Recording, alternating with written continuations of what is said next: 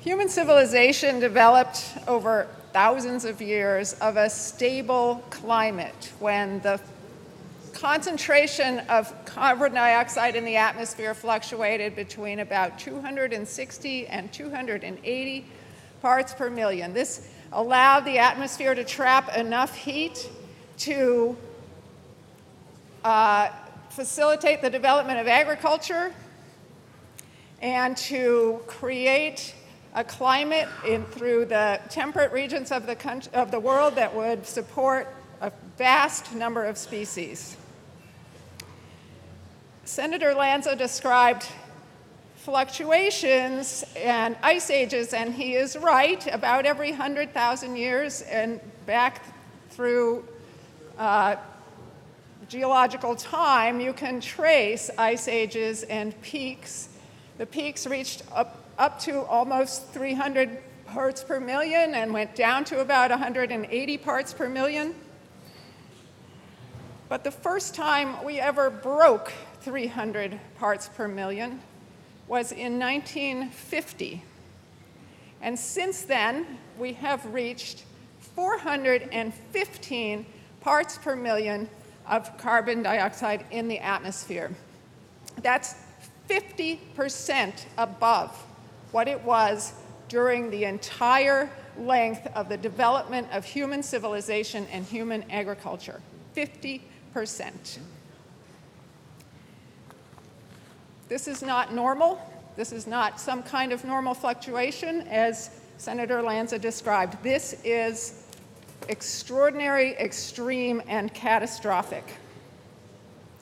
Scientists, farmers, fishermen, coastal residents, people who depend on glacial meltwater for their fresh water, they have all been sounding the alarm for decades.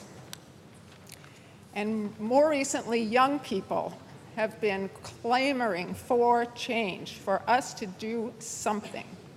We've had storms, fires, droughts, floods, invasions of destructive pests, and all of this has already cost us trillions of dollars. We cannot pretend that business as usual will fix this problem.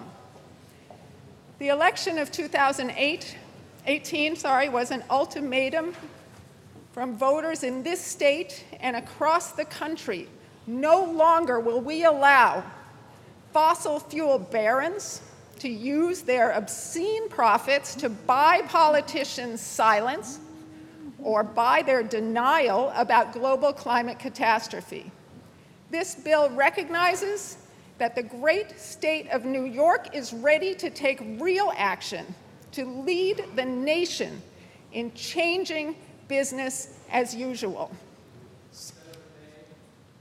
I'll be quick. My Republican colleagues want to delay. They want to talk about how much it will cost. I get that. I've watched politicians cave to that fear and delay for years and years. The truth is the cost of not addressing climate disruption is far, far greater. It is the cost of agriculture as we know it, oceans and shorelines as we know them, seasons as we know them. It is the cost of our children's future. And you who have blocked legislation on this issue for years have made this much harder, much costlier, and much more dangerous. I vote aye on behalf of my daughter and her whole generation and all the generations to come. And I thank Senator Kaminsky for this bill.